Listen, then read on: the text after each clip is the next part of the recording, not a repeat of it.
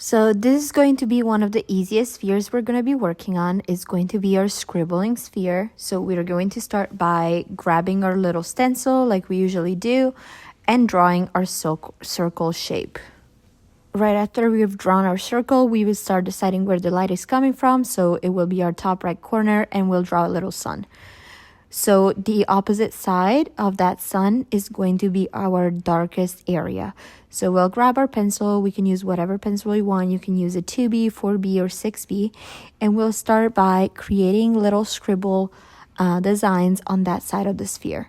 So these scribbles are going to look dark, very close together, almost like blended. So very close-knit scribbles in a way that we are barely able to see the white part of the page.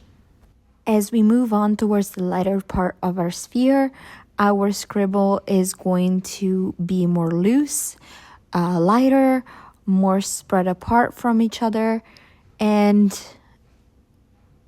it's going to give that sphere that three-dimensional shape. Just make sure that the part that is closer to our little sun is going to look like our brightest area, and the part that's farther is going to look like our darkest area. So this will be quick and easy, and this will be our scribbling sphere.